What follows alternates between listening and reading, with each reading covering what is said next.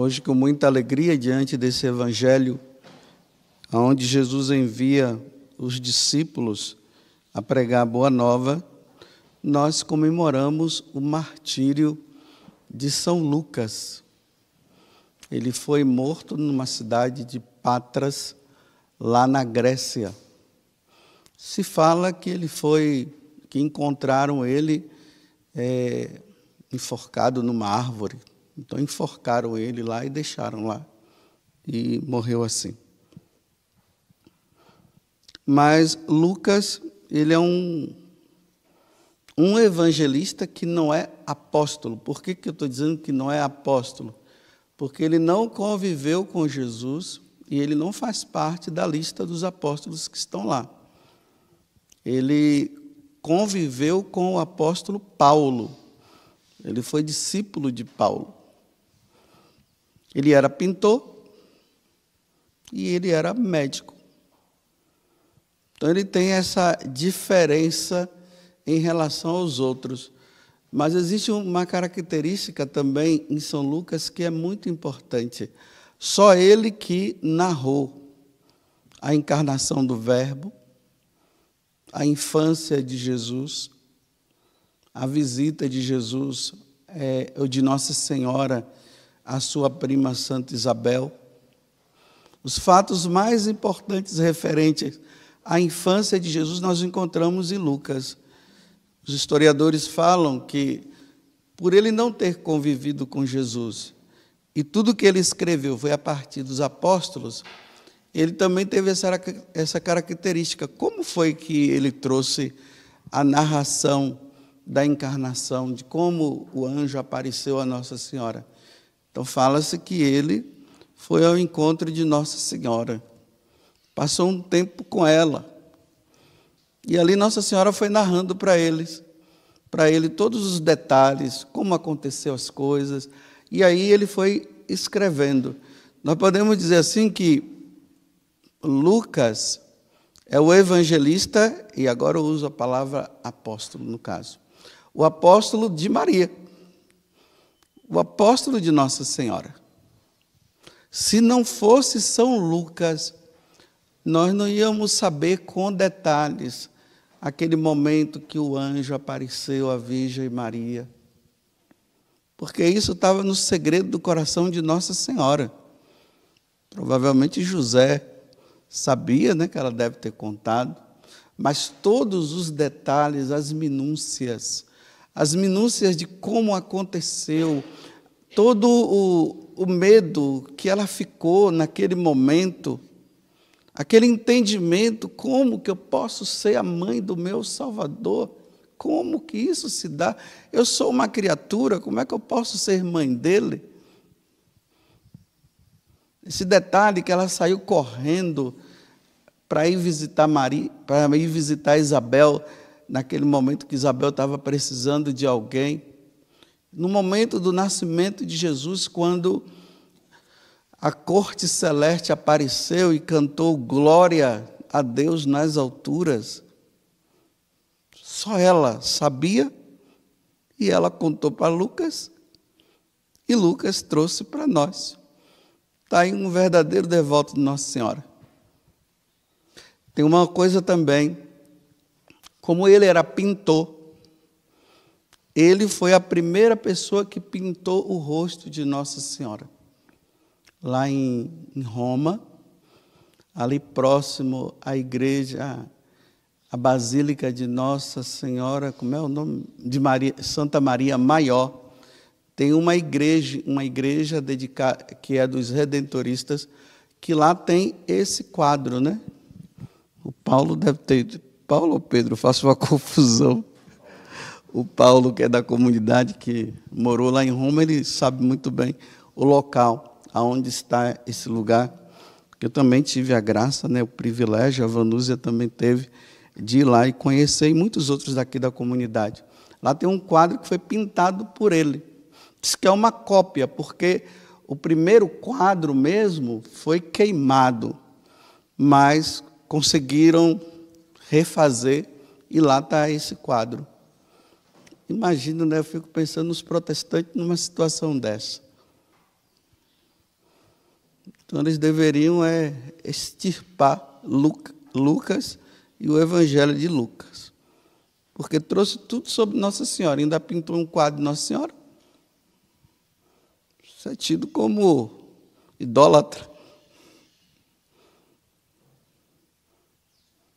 Então, imaginemos Lucas, no silêncio lá da casa de Nazaré, onde Nossa Senhora estava, e ele ouvindo dela todas essas coisas.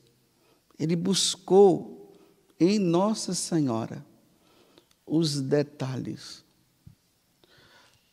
No mundo de hoje, onde nós vivemos essa crise religiosa, essa crise dentro da igreja, em meio a tantas confusões, uns vão para um lado, outros vão para o outro, diante de tantas aparições de Nossa Senhora, aonde ela vem recomendando, enviada pelo Pai, enviada pelo Filho e pelo Espírito Santo, recomendando às pessoas a conversão, a uma vida de penitência, o retorno a Jesus. Hoje precisamos olhar para São Lucas e fazer como Lucas fez.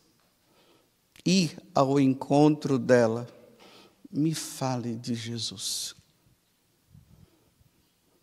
Me diga como as coisas aconteceram. Olha, Lucas, as coisas aconteceram assim. Eu estava lá e de repente o anjo apareceu. Ele falou para mim que se eu queria ser a mãe do Salvador. Eu fiquei naquela confusão. Ele disse que não era para eu temer, que tudo aconteceria por meio do Espírito Santo, o Espírito Santo viria sobre mim. Nem isso também eu entendia, Lucas, mas foi assim. Naquele momento eu não tive outra alternativa, porque era o anjo que estava ali diante de mim, não era uma miragem, era ele mesmo que tinha aparecido, Gabriel. E naquele momento eu disse, tá bom, eis aqui a serva do Senhor, faça-se em mim segundo a tua palavra. Naquele momento, Lucas, o anjo desapareceu. E eu senti algo dentro de mim. Naquele momento, Lucas, se realizou tudo aquilo que os profetas esperavam. Tudo que foi preparado desde Abraão. A descendência que Abraão iria receber.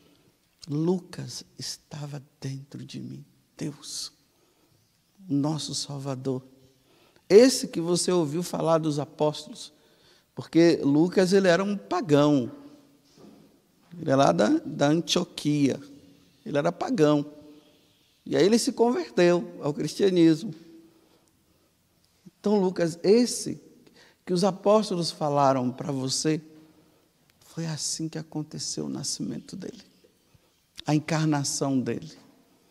E o Verbo se encarnou, Lucas.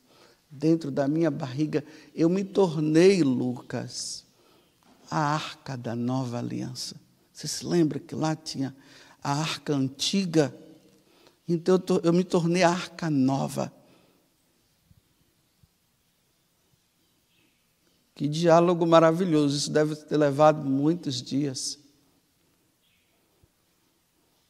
E na hora que conta o nascimento,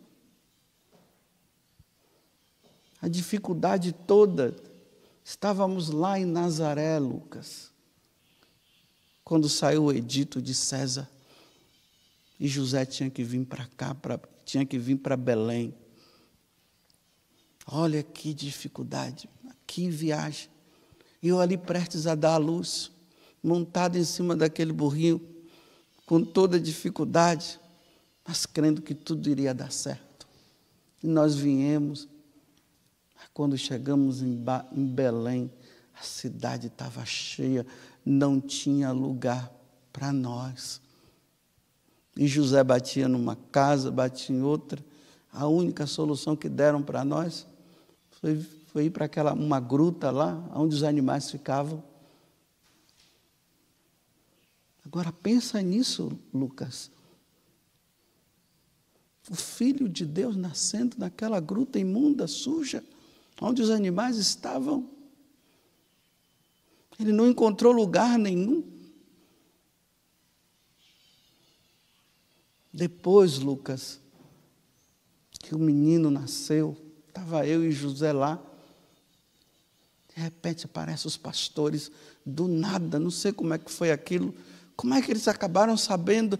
Foi o anjo, os anjos falaram para ele que o menino tinha nascido ali. E eles vieram. E depois os 3 reis magos.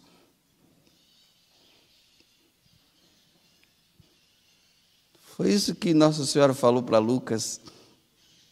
Aí no 8º dia, Lucas, nós tivemos que levá-lo ao templo. E ali, Lucas, aconteceu algo impressionante. O que aconteceu? Tinha um velho lá chamado Simeão. Quando ele viu, ele veio correndo. E ele disse: agora o servo pode morrer em paz.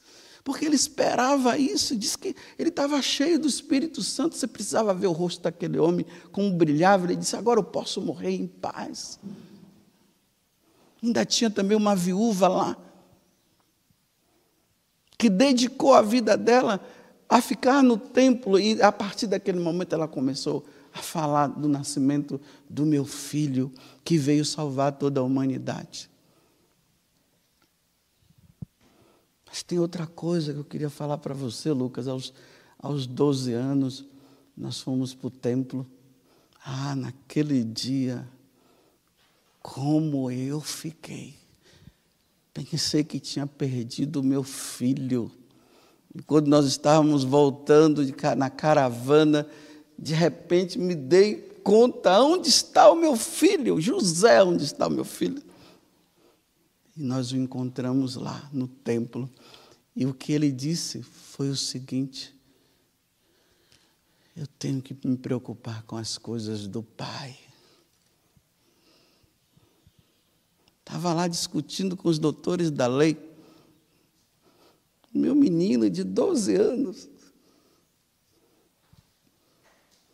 Mas depois, Lucas, ele voltou e se tornou obediente para nós. Que obediência! Como era obediente!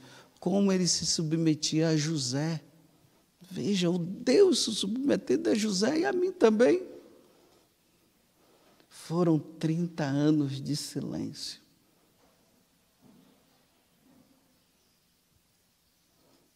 Foi assim.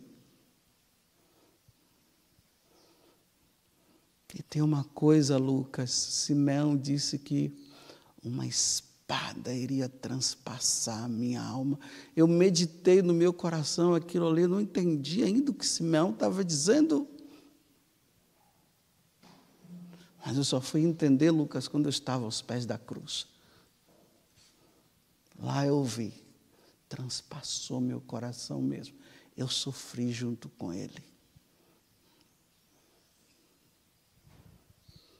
Esse é o evangelista Lucas,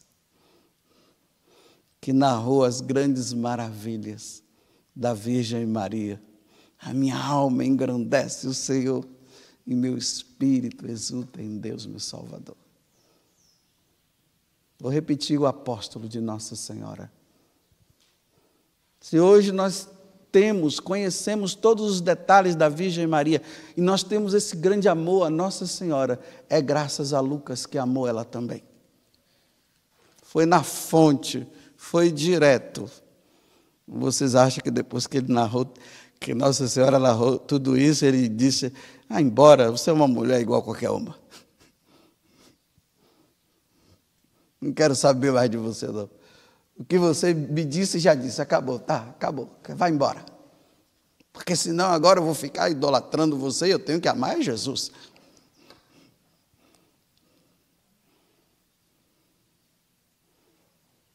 Que nós amemos Nossa Senhora E muito, e muito, muito.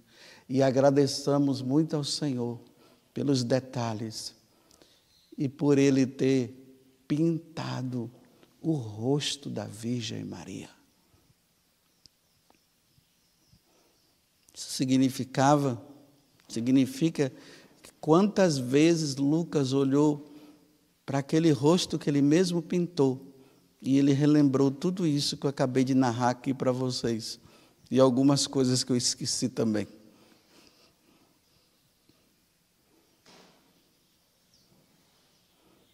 Nesses últimos tempos, nos tornemos próximos de Nossa Senhora. Não deixemos de rezar o terço como ela pediu aos 3 pastorinhos. Não esqueçamos que ela disse para os pastorinhos que uma grande calamidade viria sobre a face da terra, se os homens não se consagrassem a Nossa Senhora. E a Rússia também, se a Rússia não se consagrasse. Lembremos que ela, com amor de mãe, que além de amar o filho dela, nos ama também, porque Jesus nos deu ela como mãe. Ela anda muito preocupada do jeito que o mundo está. E que nós precisamos nos voltar. Precisamos amar Jesus. Precisamos fazer a vontade de Jesus. Porque ela sabe muito bem o que é a condenação de um filho. E ela está intercedendo constantemente, está pedindo. Meus irmãos, como ela disse em Fátima, aqui eu termino a homilia. Parem de ofender a Deus, que já é por demais ofendido. Parem de ofender a Deus.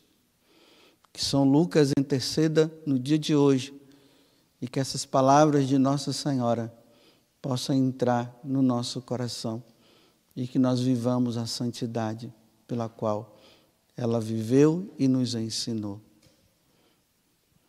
Ó Virgem Maria, não permitais que eu viva e nem morra em pecado mortal. Em pecado mortal eu não hei de morrer, que a Virgem Maria há de me valer. Valei-me, Virgem Maria. Louvado seja nosso Senhor Jesus Cristo e a nossa Mãe Maria Santíssima.